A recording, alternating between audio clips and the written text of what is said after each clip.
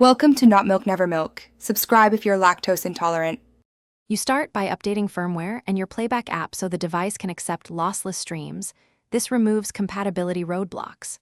Once done, pick a lossless source, Apple Music or a high-res file player, because streaming settings matter. Next, get a direct wired cable, USB-C to USB-C or USB-C to Lightning depending on your source, and make sure the cable supports digital audio.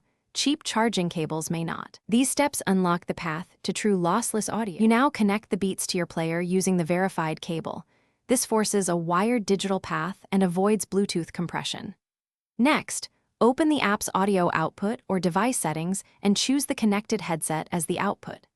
Then, in playback preferences, switch to lossless or the highest available bitrate and sample rate. Higher sample rates demand more bandwidth, so choose what your track supports. Make sure volume is moderate before playback to protect hearing and gear. You should confirm the player shows lossless metadata or a higher bit depth. Listen for clarity in highs and depth in bass. Those cues indicate success. If you still hear compressed audio, make sure the cable is digital capable, firmware is current, and the app's lossless toggle is on. Sometimes toggling airplane mode or reconnecting helps. As a final step, reset the beats and test a different source. That isolates whether the issue is headset, cable, or app configuration. Thanks for watching. If this was helpful, leave a like and consider subscribing. See you next time.